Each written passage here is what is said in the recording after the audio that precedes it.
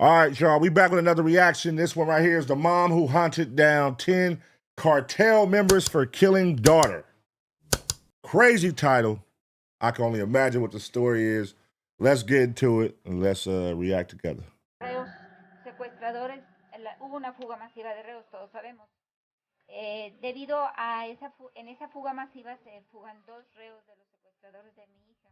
Uno fue recapturado, pero uno aún sigue libre. A raíz de eso, yo también pedí seguridad en lo que este reo fuera recapturado, que hasta fecha no ha sucedido. Miriam Rodriguez is a mother who tragically lost her daughter to the brutality of Mexican cartels. Overwhelmed by pain and a thirst for justice, Miriam transformed from a grief-stricken mother into a vigilante activist. This is the powerful story of a mother who relentlessly pursued 10 cartel members responsible for the death of her beloved daughter. Damn. Let's dive into the life of the main character of this tragic tale.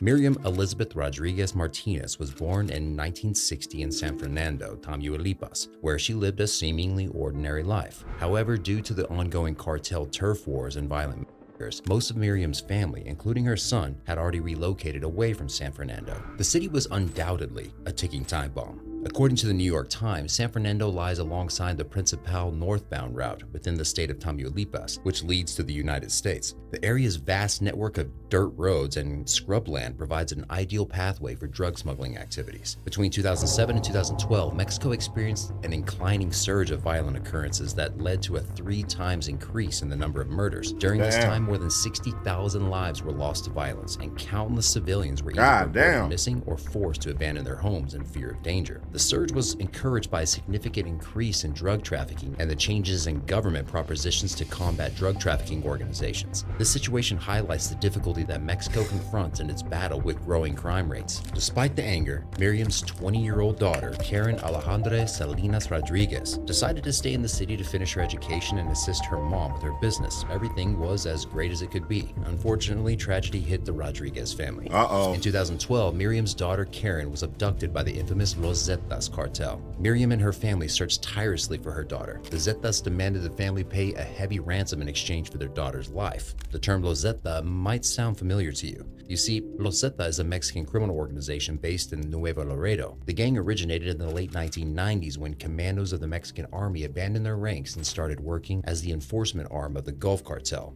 Los Zeta was one of the most dangerous drug cartels and was known to utilize shock and awe tactics, which means they don't hesitate to torture, kill, or behead other people. The gang is mostly involved in drug trafficking, but they also operate through protection rackets, assassinations, extortion, kidnappings, and other illegal activities. Last week, you had the worst in this entire drug war, with 72 migrants killed by the Zetas, one of the drug cartels that operates primarily just below Laredo and Brownsville, Texas. They actually operate all over Mexico, but that's sort of their home base. They're accused of gunning down 72 migrants. That's obviously the worst. 72 migrants. God damn. So, okay, this is my early take on this. Was she abducted the daughter? Because they said she was abducted and held for a ransom. So is it because of family business that she was helping her mom out with? They making money and they like, hey, look, you know what I'm saying? We need some of that bread. You know, everybody getting taxed around this motherfucker. We need some of that bread. Or we gonna off with your daughter head type shit. That's what I'm thinking. I don't know. Let's see if they talk about it, give more details. But I'm like, why would they just randomly take her? That's occurred in what's an incredibly bloody drug war here. Two cartels that are in what amount to a cartel war now, and they are apparently 2 of the most vicious cartels in Mexico. So their first instinct is to kill you rather than deal with you. Rather than kidnap you and ransom you, we'll just kill you. Most importantly, the Zetas are one of the main instigators behind the violent turf wars of Mexico. Now, the Tijuana cartel traditionally ran the drugs business in the city, but the Sinaloa cartel has moved into their turf and taken away some of the business. It means now that the city is at the center of a major and bloody turf war, making it one of the most dangerous cities in the country. Turf wars are conflicts or battles that occur between rival groups or organizations over control of a territory. Crime organizations, street gangs, and cartels fight for dominance over specific areas to exert influence, power, and control. These turf wars can lead lead to violent outcomes, mass casualties, and an increase in crime rates. There are many reasons why turf wars happen, but they usually center around conflicts over drug distribution, human trafficking, or gang rivalries. The former notorious Mexican drug lord and leader of the Beltran-Leyva cartel, Edgar Valdez Villarreal, was also known to engage in rivalry wars with the Los Zetas. It was reported that the Zetas kidnapped and killed Valdez's brother as an act of revenge. As a result, Edgar Valdez Villarreal captured 4 members of the Zetas, whom he and shot on camera. The video Damn. Hey, these cartels don't be playing, bro. They like go to the highest extent of, nigga, you got me fucked up. You killed my brother, I'm finna take 4 of your partners. I'm finna torture each one of these niggas and I'm finna kill them on camera and send you the tape. Damn. The video was later acquired by Dallas Morning News. And against rival gang members, murder. Police say you can hear LaBarbie's voice interrogating these men just before they're arrested.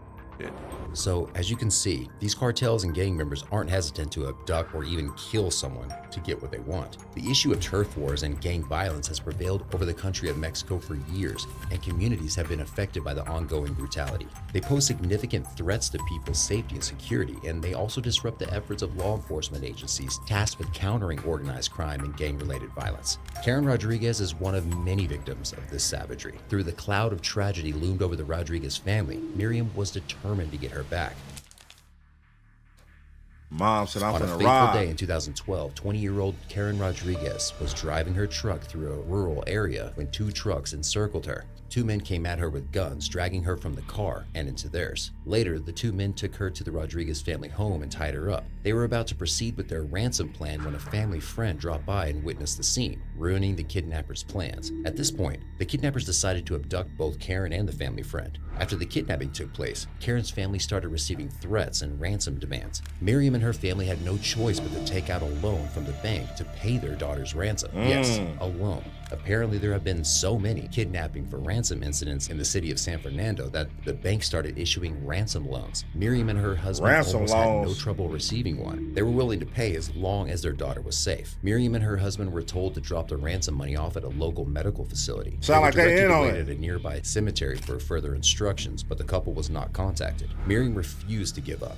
She asked to meet with the gang members, and they agreed. The meeting took place at a local restaurant called El Junior. Miriam met with a man who tried to demand more money from her without telling her the whereabouts of her daughter. Miriam couldn't get any information from this person. However, he was said to be wearing a cheap plastic radio on his belt. Miriam reported hearing a constant voice coming from the radio and believed his name to be Sama.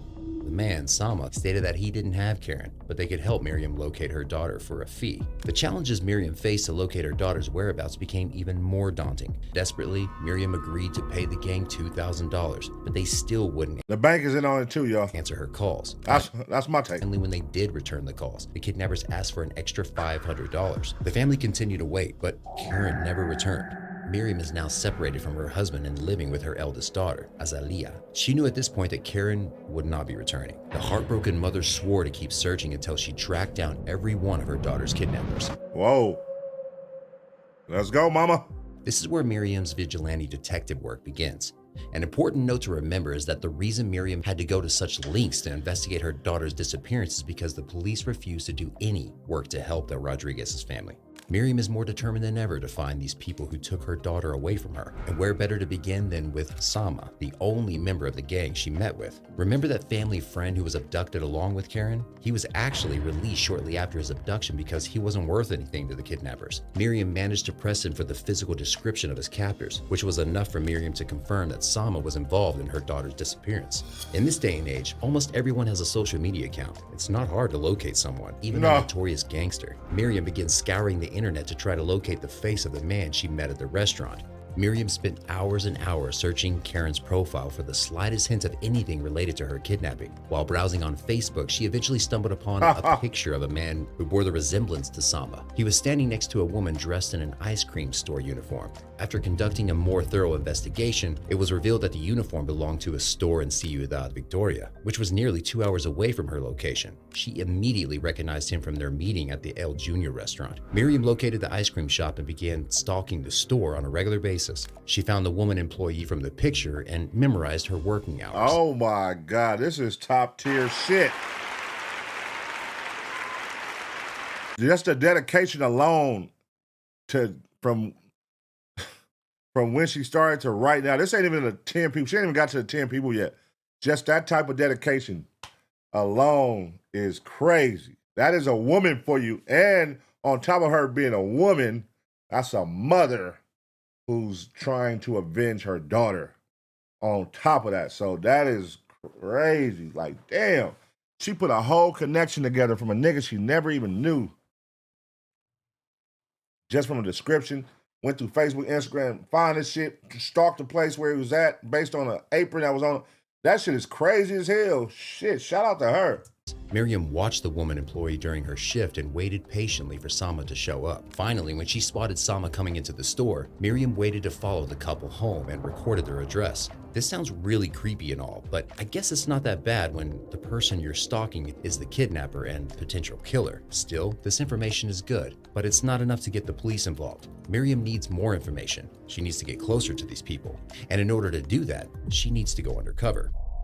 Oh shit, she finna go to the cover now? Miriam cut her hair and dyed it bright red so no one would recognize her. She put on an old government uniform she kept from an old job at the health ministry and went from door to door in Sama's neighborhood conducting fake surveys. Her goal is to collect as much information about Sama as possible. After she's done all the hard work, Miriam took her findings to the local authorities, hoping they would lend her a hand. Unfortunately, she ran into a bump in the road. It turns out the kidnapping and crime rates in the city had inclined tremendously. In those areas, there were shootings and kidnappings. Damn. 11 people reported killed. There were over 70,000 missing person cases due to the cartel activity. Additionally, the number of homicides in Mexico had doubled, and no significant measures were being taken to address the situation. Therefore, no law enforcement officers cared enough about Miriam or her daughter to do anything about it. It took Miriam a lot more time to find someone who was willing to help her. By the time an arrest warrant was issued, Sama had already taken off. Miriam was frustrated, but she refused to give up. She spent more time identifying and locating more gang members from Sama's crew. Before you know it, Miriam located a large number of photographs of Sama and his gang crew. That just goes to show how amazing Miriam was at her detective work. Maybe it was an act of karma, but Sama eventually resurfaced. On September 15, 2014, Mexican Independence Day. All right, two things right now is popping up. I just want to stop it real quick. Two things right now is popping up. One, that this should be a lesson to keep, if y'all gonna be doing this type of shit at this level, kidnapping people, torturing people on the cameras, all this, and y'all that sloppy to where a lady can put together a connection from a walkie-talkie just hearing your name. She can put together all this and gather all kind of pictures from y'all. Y'all need to take or stay off the internet. Keep your pictures off the internet. Because look how she tracked all this shit down just from pictures. Just from pictures. She done tracked over you. She done tracked over him, this nigga. Now she got the whole crew, all the pictures, because y'all pictures on the internet. And then two, this would be a great series or a movie if J-Lo played her. This shit is out of here. J-Lo playing this lady, avenging her daughter, going against the cartel. Classic movie. I'm telling you, that'll be a classic. Miriam's son, Louis, was closing his shop in Ciudad Victoria when he spotted a familiar slender man in his shop. Louis recognized that the man was Sama. He dropped everything and called his mother while trying his best to keep an eye on Sama. And of course, Sama was arrested. And he quickly gave the police the names of his accomplices who were involved in Karen's abduction. One of the names was Christian Jose Zapata Gonzalez, an 18-year-old. He was brought in for questioning. Miriam witnessed the questioning, and from her perspective, Christian looked like a scared child. Miriam sympathized with the young man. At one point during the interrogation, Miriam came in to offer Christian her lunch and went to buy him a drink. Later, the officers questioned her kindness towards the boy. According to Miriam's friend, Idalia Salvidar Villavicencio, who was present during the questioning, Miriam said, "He's still a child no matter what he did, and I'm still a mother. When I heard him just now, it was like my own child." Touched by Miriam's compassion, Christian told the investigator everything they needed to know, which includes Karen's location. "I'm willing to take you to the ranch where they killed them and where their bodies should still be buried," Christian said in a statement to the police. Damn. Christian led them to an abandoned ranch house near San Fernando, Tamaulipas, Mexico, that was littered with bullet holes, a remnant of a gunfight months earlier. The place was left in a horrifying condition. While scouring through the debris of the ranch house, Miriam Rodriguez stumbled upon a scarf. Miriam recognized the scarf belonging to her daughter, and she also found a seat cushion from Karen's truck on the top of the pile. This discovery confirms Miriam's suspicion that her daughter had been killed, except forensic claims that Karen's body wasn't recovered at the ranch, which Miriam refused to believe. In 2015, a group of scientists confirmed that Karen's remains were found at the ranch. Following the revelation of an abundant discovery of dead bodies, the region underwent extensive excavation. However, it was only after Miriam insisted on a second check that Karen's femur was finally found. Miriam was driving home from the ranch when she passed by a barbecue restaurant where she had eaten with Azalea 2 days after Karen was abducted. She remembers meeting Elvia Yulisa Betancourt, an old neighbor at the restaurant as well. Miriam recalls asking Elvia if she had seen Karen, which she denied. It could be a sixth sense or a gut feeling, but Miriam thought the interaction was strange enough to have her start looking into Elvia Yulisa Betancourt. Oh shit, now she finna look her up. Hey, moms ain't no joke, nigga. Moms is no joke. Damn. That gotta be some shit, knowing like you got somebody that's gonna avenge your death like this, that just ain't gonna let you die in vain.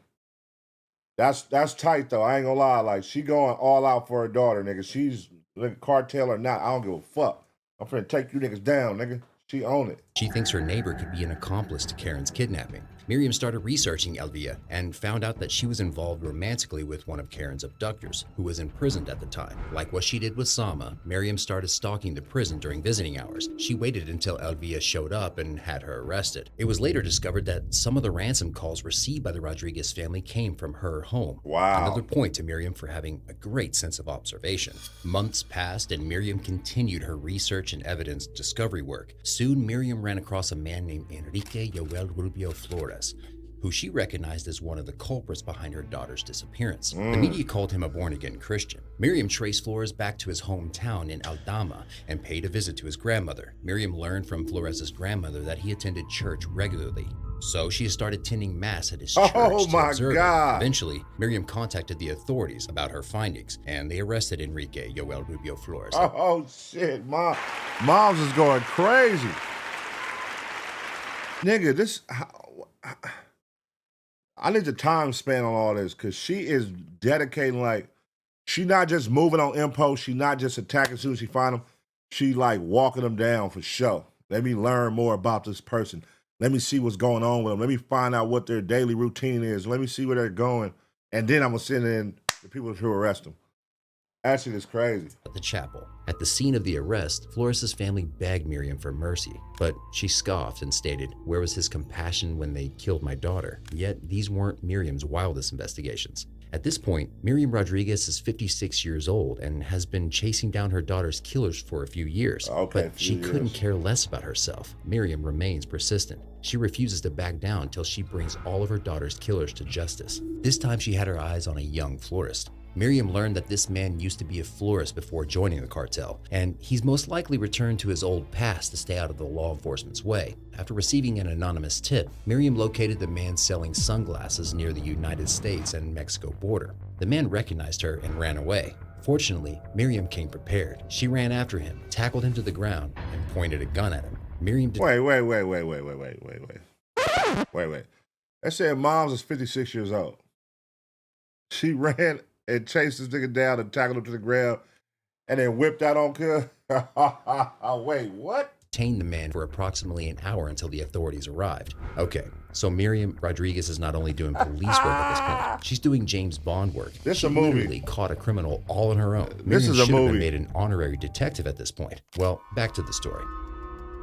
Miriam 56. Rodriguez dedicated 3 years of her life to tracking down almost all of the living gang members responsible for kidnapping and killing her daughter. She managed to hunt down 10 of them.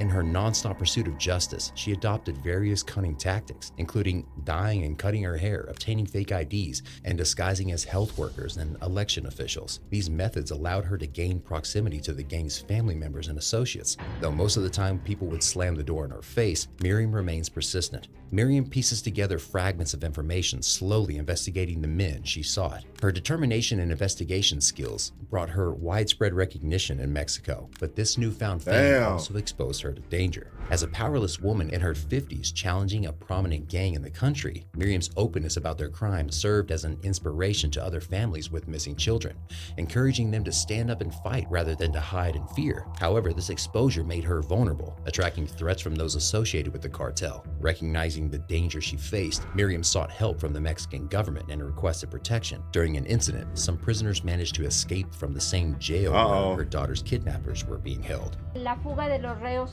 secuestradores, hubo una fuga masiva de reos, todos sabemos. Debido a en esa fuga masiva se fugan 2 reos de los secuestradores de mi hija. Uno fue recapturado, pero uno aún. Okay, so those who couldn't hear or read or understand, basically 2 of the kidnappers from the two of the people that escaped from the jail was 2 of the people involved in the kidnapping of her daughter. One of them was caught after they escaped the jail, and then one is still at large. Sigue libre. A raíz de eso, yo también pedí seguridad en lo que este reo fuera. And she's asking for security until he's recaptured. On April 17th, Miriam pursued a woman who worked as a nanny for a family in Ciudad Victoria. Once again, Miriam spent days stalking the family home until she saw the young woman. When the nanny was arrested, Miriam was reported chasing her on foot, resulting in an injury. Miriam managed to place another one of her daughter's killers behind bars. She's one step closer to achieving her mission. Unfortunately, in May 2017, Miriam Rodriguez was found dead outside her home. On May 10, 2017, Mother's Day in Mexico, Miriam was shot with 13 bullets by the same prisoners who had earlier escaped from jail. Damn. You did it up though, mama. You did it up. You did it up though. That took some guts. That took some guts to go against the cartel and track these niggas down, all this shit. You know what I mean? Shout out to moms, man. People she put away for abducting and killing her daughter. In her quest to seek justice, Miriam Rodriguez became a symbol of courage and resistance against the criminal underworld, demonstrating the lengths a mother would go for her child and inspiring others to do the same. It was reported by the police that the day Miriam was killed, she was driving home to a small house where Karen once lived. She parked and exited her car. Then, a white Nissan truck pulled up beside her and shot Miriam 13 times. Her husband found her lying on the street with one arm in her purse, reaching for her pistol. Miriam died on her way to the hospital.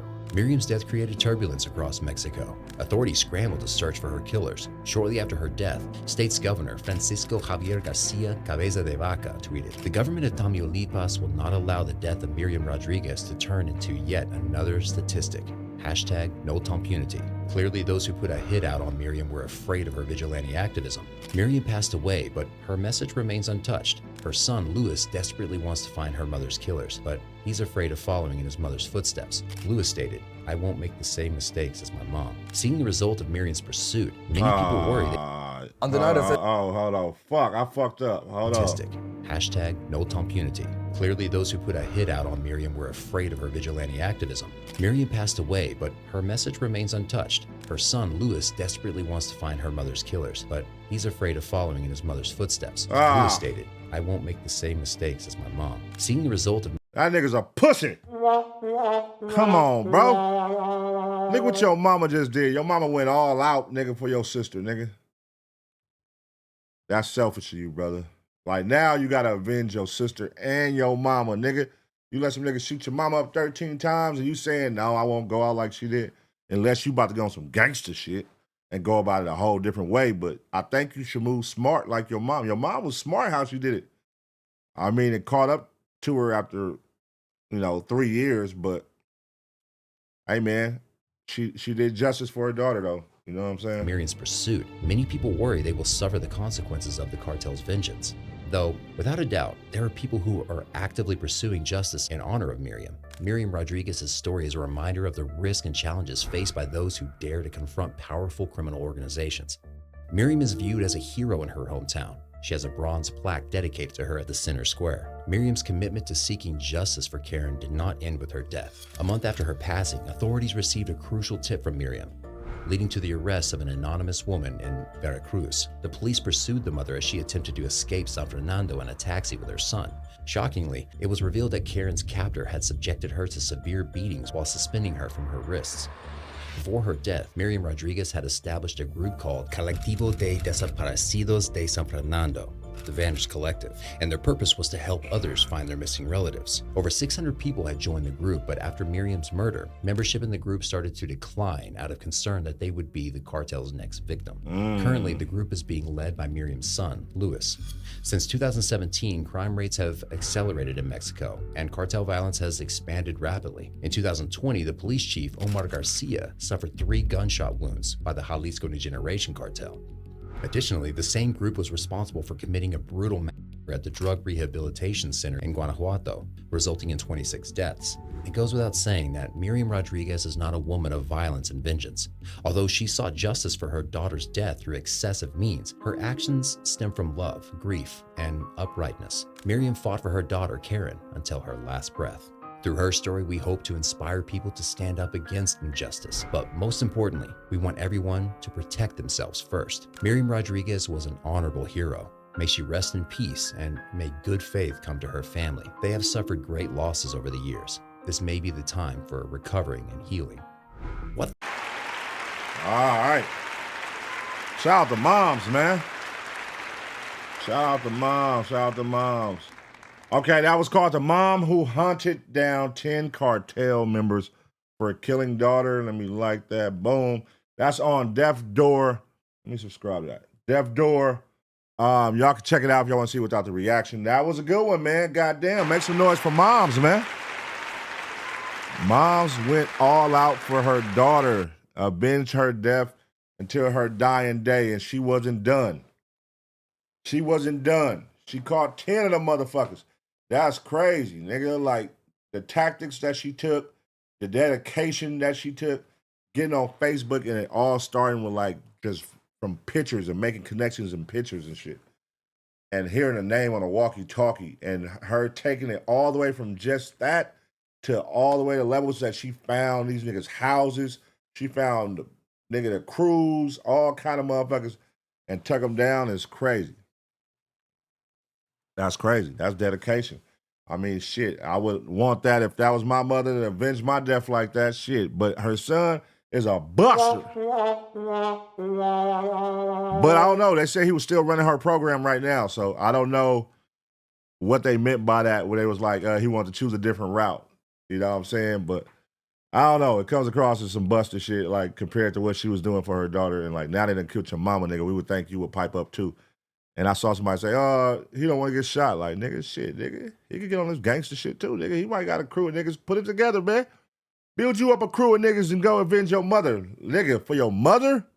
Listen, bro, it's niggas right now that crash out for their homies. Nigga, for your mother, nigga? You ain't gonna crash out for your mother? You ain't gonna figure it out?